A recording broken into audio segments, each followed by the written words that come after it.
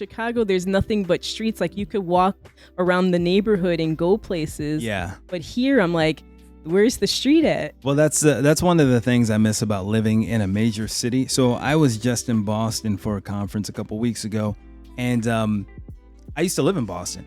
So I went to college in Boston. I was a Boston University student, and that's my favorite city. I love it. Even though I grew up in New York City, Boston is my favorite city. If I could live in any city, it would be Boston. Wow. Like I love Vegas too, but Vegas is more of like you got to visit, and you can't live there. No way. So yeah, that's the one thing about living in a major city is that you can walk everywhere. Like you can just leave your front door, and there's so much to do, so much to see just within walking distance that most of my friends they've never owned a vehicle. You don't need to. Wow. Like having a car in a city like New York or Boston is more of a pain in the ass than anything else. You got to pay expensive parking. Doesn't make sense. The traffic is outrageous. So if you're not commuting to work in the city, or then you may as well just not have a vehicle. And the vast majority of people in major cities don't have vehicles, like especially in a city like Boston, where it's got the highest amount of institutions of higher education than any other city in America, right? Wow. Boston has more colleges and trade schools and places of higher learning than any other city in America. And college students, they don't have cars. They don't drive. They're poor, right? And so, you don't need it when you live in a city like Boston. And that's what I miss. I just miss being able to walk. I don't walk anywhere in Clearwater, Florida. It's just I know. I understand. I look outside my front door. I'm like, okay, that's it. Now I'm going back inside. Like, for real. Or I'm going to get in my car. I'm going to drive an hour to get anywhere. I know. Everywhere it takes an hour to get to. You have to have a vehicle here in Tampa, Florida. Absolutely. Yeah. You have to, man. I can't even ride my bike unless I put my bike in the car and then I go to a place to ride my bike. Yeah, that's true. Whereas in Chicago, I would just jump on my bike and ride for miles because we have all these beautiful streets. Yeah. And we have bike paths everywhere. So you're like a designated place for the bike riders. And here, when I got here, I was like, I stood in Sefner, this little town, and I tried to ride my bike, and I was like, there's no streets. Yeah, it's not comfortable. I'm riding on this rocky road, and I'm like bumping, and then I get to a major street, and then these cars are like flying 60 miles an hour, and so I was like, I don't think this is a good idea. I think I'm going to turn back around and go home. For real. Yeah. And then when I turned back to go home, I come across these people that they had their Confederate flags out. And I was like, and I'm a black woman riding my bike with their Confederate flag, and I'm listening to my headphones, listening to my music, and I'm just like, I just kept on singing my song and just be like, la di da da da. Okay, I'm not gonna die today, Yeah. Well, they're trying to make Tampa more like bike friendly downtown, and it still feels dangerous. I ride my bike a lot, man, and I don't feel comfortable riding unless it's like not during prime time, like if I'm doing it like on the weekend, or nighttime, that's when I'm it's comfortable because there's not a lot of cars out, right. But I don't trust these bike lanes, man. Like it absolutely doesn't feel not. right. I'm like, like it's not even like a gracious bike lane. It's like tight, a little tiny. I'm like, all right. What am I supposed to do with that? And you got these And then Florida there's guys. certain parts where you get to these spots where the bike lane ends and it's like, okay, where do I go? There's nowhere to go. Right. It's over. Exactly. It's like, okay, I guess I'll turn around, or I'll just ride on the street with vehicles and right. And you got these Florida dudes, with these big trucks, kind of like you, with these big trucks and these huge wheels. Gotcha. It's not very friendly for the bike lane. No, it's and not. they're driving 60, 70 miles an hour. Something I don't do. I drive pretty slow. Well, that's good. But I'm just saying, in general, everyone that's good. speeds here. So it's like you feel like you're gonna die if you're on your bike. I don't know, man. Tampa is tricky, bro. Like, especially now that I moved back over there with John, man. Like, and I'm living like in the city, man. I'm like, man, this is just. You feel like, it's tight all the time, man. Okay. I don't know, man. Yeah. I just want to like just to get out and just Bread. bread, man. Someone said that to me recently, and he was from. Actually, it was at the conference I was at. He's from Texas. Okay. And he's like, I'm here in Boston, and everything feels so tight.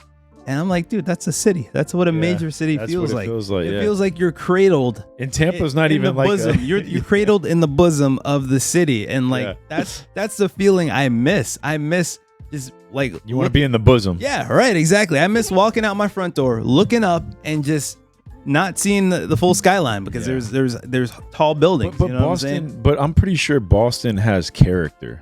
Boston's got a lot. There's not a lot of character in Tampa, man. No, you're right. Like There's it's just none. you got like Ybor, but it's like one street of a little bit of character. This is true. It's like we have no character. Like what? Like I don't even know what to do about that. Right. It's like where did we go wrong?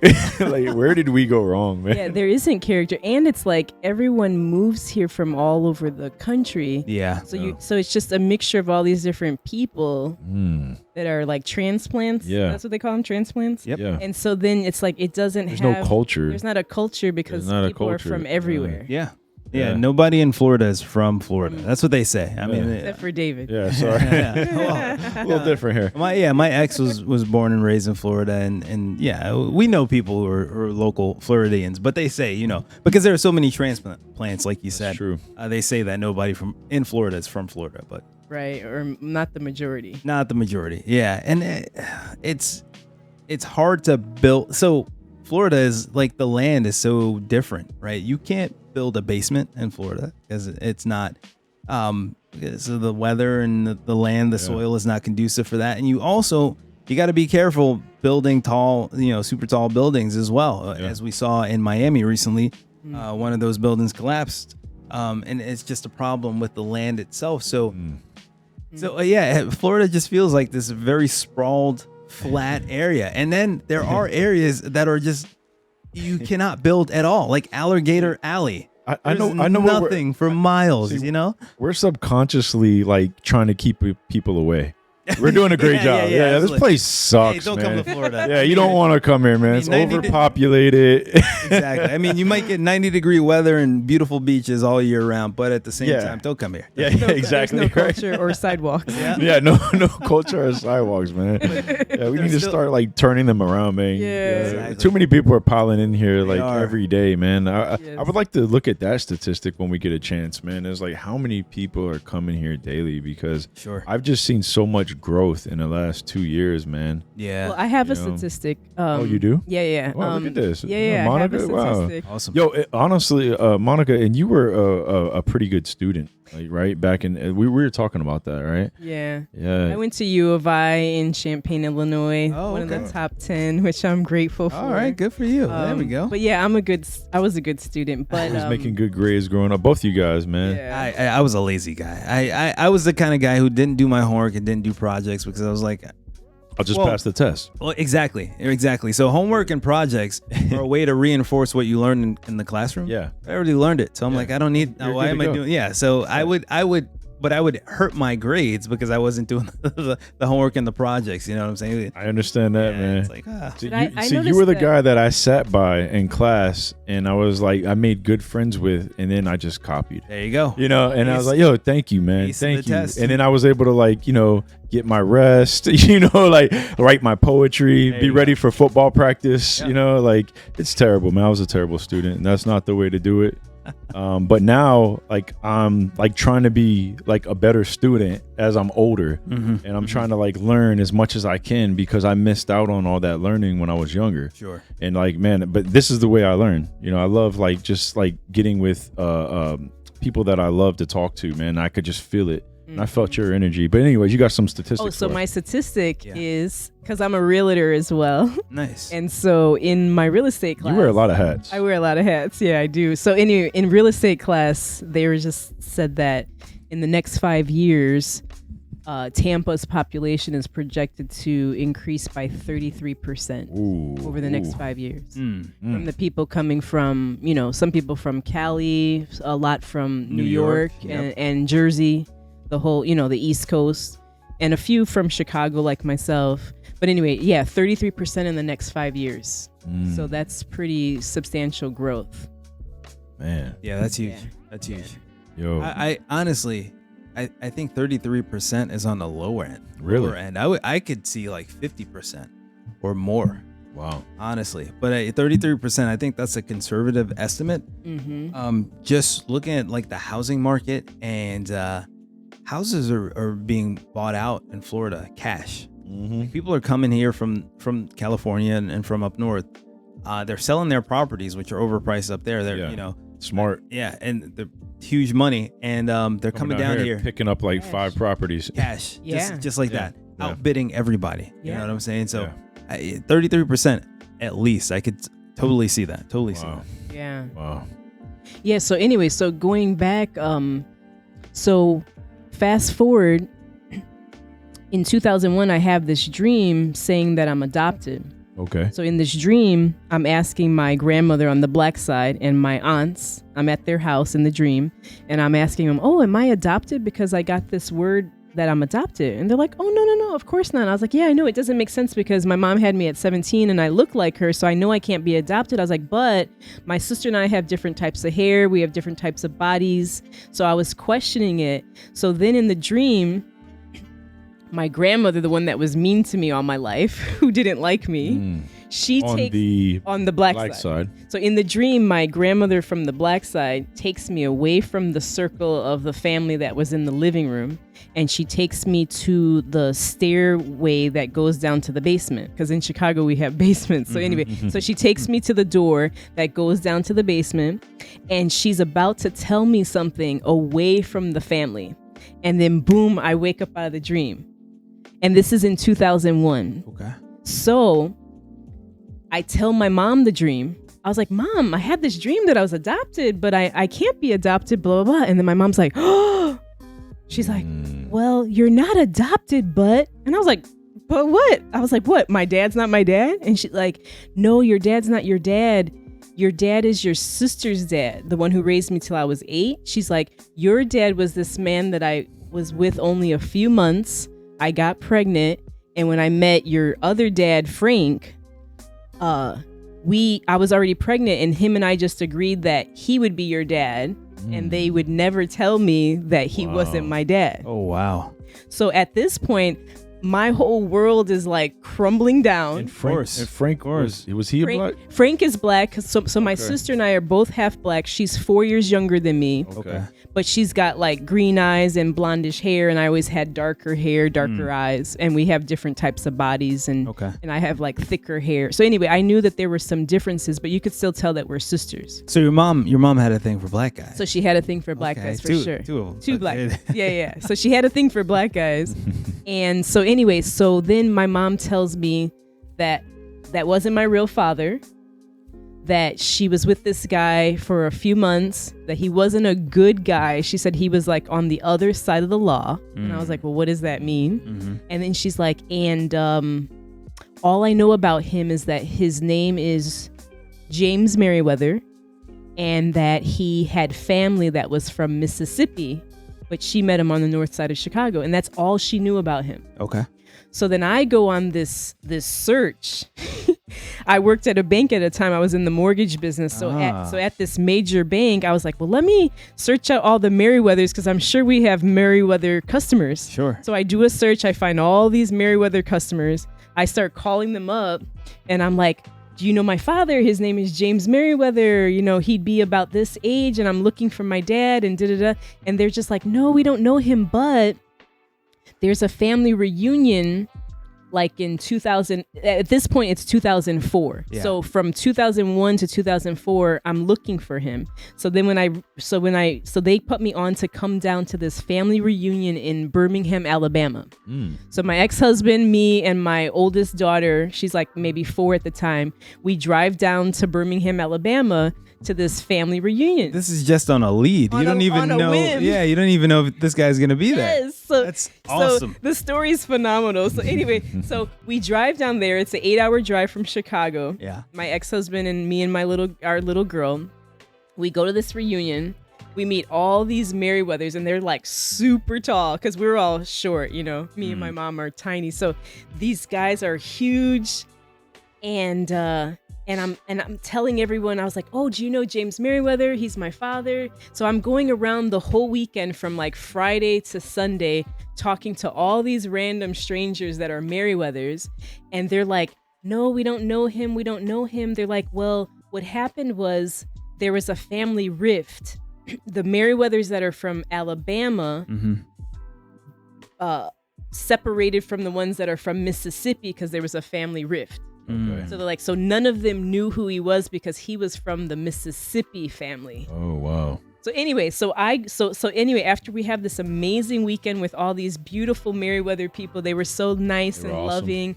And it turned out that they were pastors and prophets. Okay. And so I realized that I have a prophetic gift where God speaks to me in my dreams all the time, and he reveals stuff to me. So anyway, I realized that these people had the same gift. So I was like, this is definitely my family, but they didn't know him. So anyway, so we go home. I'm completely discouraged, and I felt like this silly little girl, this lost little girl that is like being like, do you know my dad? You know my dad? And so no one knew him. So after that, I was crushed. And so we go back to Chicago, and after that, I gave up. I was like, oh, well, I tried. I wrote notes. I went to this family reunion. I called people. Nobody knows him. So then I was just like, oh, well, I give up. So then fast forward 2004 to 2010. 2010, this French friend that I went to elementary school, she went back to Paris when she was 12. So we weren't in contact all those years. She finds me on Facebook. And she finds me even though I have a married last name of Rodriguez, even though I'm Matar, So she knows me as Matar, but I'm Rodriguez. So she finds me. I go to her house and I tell her this story about how I'm looking for my dad, how God gave me a dream, but I haven't been able to find him. So then she's like, well, my mother-in-law is a private investigator. She can find anybody. Nice. And I was like, yes. So anyway, so I was like, well, find my father. I was like, I don't know anything but his name and an approximate age, but I don't know a social, a birthday. I have nothing. Wow. So anyway, so this woman does a search, and she's like, Monica, there's a lot of men named James Merriweather that are in that range. What do you want to do? Because it's $50 a search. So all of a sudden, I'm in my car talking to this woman. Yeah. All of a sudden, God drops this thought in my mind. It was supernatural. And this thought drops in my mind that says, you're born in November. Your father's born in November as well. So then I was like, okay. So then I tell her, look for a man with a November birthday. How did you know he was born in November? Your mom got a thought. God dropped this thought in my mind because I didn't know anything. Really? Yes. So the way I found my father was supernatural because it's like first God tells me in a dream the truth that my mom didn't ever tell me and wasn't going to tell me. Through your grandmother, like in the dream. Well, my grandmother was about to tell me the truth. Was about to tell you the truth, but that's how but that's the dream. So then, so that was the dream. And then when I told my mom the dream, then she's like, she had to tell me the truth because she knew that God was showing me the truth. Yeah. Wow. So then I'm in the car and this thought just drops in my mind. And I was like, his birthday's in November. I'm in November. I'm an artist where I can draw. So I knew that he was an artist as well because my mom's not artistic at all. Okay. So I knew that I got that from him, and I knew we were born in the same month. Man. So anyway, so she does a search. You were determined. She does a search. She looks for that one guy. She's like, there's one guy with a November birthday. And how crazy is that? That was him. Turned out to be him. Wow. And then she's like, Monica, I don't know if you want to meet this guy because he has an extensive criminal background. Wow. And I was like, well, what? I was like, did he murder anybody? Did he rape anybody? Molest anybody? Right. She's like, no. It's just a bunch of robbery and armed robbery. Okay. So I was like, oh, okay. Well, that was back in the 80s. Maybe he's changed by now because I'm obviously supposed to meet him because God showed me. Right. So then I call him. I leave him a message. He calls me back because he was out of town, and he's like. And I was like, oh, yeah, my mom. He's like, yeah, your mom is Nairman Matar. And I knew I had a daughter because she called me from the hospital, but I never knew your name. I never knew where you guys were. But I was praying when I was in prison that I would finally meet my daughter because I knew I had a daughter out there. Wow. And I was like, woo.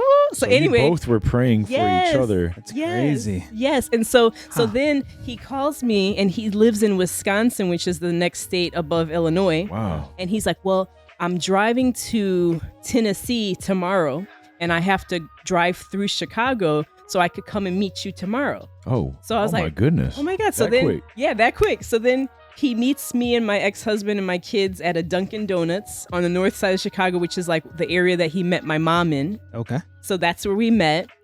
And I meet this man and I was like, it was so freaky because I was like, this man is a stranger, but he's my dad. Yeah. And then I'm trying to look at him and be like, do I resemble him at all? Because I look more like my mom. And so I'm like, and then he's going on, he's showing me like his whole booklet, showing me that he's an artist, that he paints. And I was like, I knew that because God told me he's an artist. Jeez. You're an artist. Yeah. Wow. And so anyway, and then he tells me that I have a sister who's also mixed. She's half white. And she's 4 years older than me. And we're all born in November, which I thought was hilarious. That's what a coincidence, huh? Wow. Yeah. And so anyway, so I met my dad and I began to kind of build a relationship with him. Okay. And y'all still talk to this day, or? Actually, I talked to him maybe a couple weeks ago. Really? Nice. How's he doing? He's pretty good considering. What considering? Because he was like, he has a drinking problem. Okay. And he lived a really wild lifestyle. Oh, wow. And he also was in the war, so he has COPD. Which so, war? Wow. I think Vietnam. So he has COPD, so he's got breathing problems. And yeah. so I'm amazed that he's still alive after a lot of the stuff that he's been through. Yeah. Wow. So that's the story of the unfolding. So I tell that story because it was like a supernatural. That's part of it. Yeah, that's part of it. It was a supernatural occurrence of how I even came to find my father. Yeah. It was all supernatural. That's an incredible story. A lot of messages from God, and it just both of you guys being plugged in. Yeah. Him praying, you praying. Like, wow, look at that. Like, that is incredible. That's how God works. That's how he works. That's how he works, man. Wow. And that probably, I can't even imagine how you felt before nervous, excited. I don't know. There's probably just so many emotions before you actually got out the car and got to see him. Yeah, there were all those emotions. Oh, and man. my kids were excited. They were all small at the time. And they were just like, oh, we're going to meet mom's dad. Yay, And my ex-husband was excited for me because he's like, wow, you finally met your dad, because it was literally from 2001 to 2010. Yeah. And so, yeah. That's an amazing story. Okay. Thank you for sharing that with us, man. Yeah, that's awesome. I got to read that book. Yeah, for sure. Yeah. So going back to like the whole dynamic between you, your mom, and who you thought was your dad your entire time, was there any animosity or any awkwardness or anything between the three of you at that point? Yes. Well, going back to when my mom split up with who I thought was my dad, Frank, once she split up with him at age 8, after that, he saw me and my sister a couple times, and then he would call us on the phone like once a year, like a random call. It wasn't like on a birthday or a holiday. It was just like one day he would call, and then depending on whether my mom or me or whoever picked up the phone, we would be like, it was like awkward. We're like, oh, like we knew it was him because we would just like freeze up because it was just so out of the blue. Right. So anyway, so I grew up very resentful of him because he didn't pay child support. He didn't see us. He didn't do anything with us. He just totally left us once I was 8 and my sister was 4. And then he went off and married a white woman and took care of her 2 kids. Oh, and wow. then had I have a brother, so he had a son with her, but he completely abandoned me and my sister. So I was resentful towards him where, when I would talk to him on the phone, I was like, well, who wears the pants in your family? Like, you're going to let your wife tell you that you can't see your 2 kids, but yet she's with her 2 kids? And this is before you knew anything. Yes, so you're thinking I'm thinking he's my dad and that he abandoned us. And he's not even saying anything because he can't at that. Wow. I mean, I don't know, man. Like, that's a tricky situation. It is, for sure. And I kind of like, I feel for you at that point, and I feel for him too, because I mean, more power to him too for not even saying anything. Right. Well, and he could have easily been like, look, you're not mine. He did step up at one point. Yeah, he did step up. He man. knew. And then I mean, can you really? I mean, now that you know the story and all that, can you be upset with him? No, it changed my perspective. So I went from this teenager that was upset with him to be like, you didn't support us. My mom is this single mom struggling to, take care of her 2 girls by herself. Wow. And you just completely abandoned us. So then once I found out the truth in 2001, then my whole perspective changed, where I was like, well, Frank did me a favor by raising me till I was 8 years old, because he didn't have to do that. He's not even my father. Yeah. And so he went to work every day, like driving a taxi cab. He was a yellow taxi cab driver. Wow. And he would work late nights driving a cab. And I would wait up for him every night till he got home. And then I would like do this little dance with him where I would step on his feet and hold on to his waist. Yeah, my son does that with me. Yeah, and I would just like step from side to side, on my dad's feet. And I adored my dad. And so when he left us, I was devastated. It broke my heart because I loved him so much. Mm-hmm. And so then when I found out that he's not my dad, then I was like, oh, well, I owe him, because I at least had a dad for 8 years. Right. After that, I never had a father. I grew up fatherless from that point, but I at least had that foundation of the first 8 years, which is crucial in a child's development. Very important. To have a father at least for that time. When you say crucial in a child's development, that's where we have to have it. We have to. Age 8. Wow. In those formative years are so crucial in your character, in your with your parents. That's true. That makes sense. Developing your personality, your security, all of those things. And so I was like, well, I at least had that till I was 8. Yeah. But then after 8, I grew up without a father, Did your mother ever get with another man? Oh, yeah. But another black man, of course. Oh, third one. That's number 3, huh? But this black man was half Puerto Rican and black, which he would boast about all the time. Oh, okay. How was he? And he looked like Lionel Richie, like that type of look. Oh, yeah. So he was this tall, pretty handsome guy, and he was a smooth talker. And so he just came in and met her in college. Okay. And then she left my dad because she met this smooth talking, handsome, tall guy. Okay, all right. Who's like sweet talking her where Jerry is like, whereas Frank is like verbally abusing her, telling her that she's fat, she's ugly. Oh no. He didn't want her to go to school, so he would rip up her expensive college books because he never finished high school, so he didn't want her to get her education. Okay. So she went from this abusive, insecure man to this sweet talking man that's like, ooh, baby, you're fine and you're this. And so he just like slid his little way right in. Sure. And then he moved in with us immediately. Wow. And so I was like, what? Who's this guy? My dad? Where's my dad? And who's this jerk? How did Lionel Richie get here? So he moved in with your mom. He moved in with us right away. He was smooth. He was smooth. When I was 8 years old, he moved in and he replaced Frank immediately. Wow. And I didn't like him because Jerry was a drug dealer. Wait, Jerry. So is this her boyfriend, the one who moved in with us? Oh, Lionel Richie. Lionel Richie. I'm sorry. You're like, who's Jerry? Yeah. Lionel Richie. So her boyfriend's a drug dealer. Of course. Well, the fact that he moved in tipped me off to maybe. So she just like declined like tremendously here. Well. Yeah. I mean, I'm pretty sure they're not together anymore. No, they fortunately from 8 to 13 she stood with him. And every day I was like, Mom, so why are you with this man? Because 6 years. He's a drug dealer. He's stealing your money. He's pawning your jewelry. He's pawning your bike. And he would lie and be like, "Oh, we got robbed." I was like, "No, Mom, I saw him sell your bike to the guy outside the house for like $20."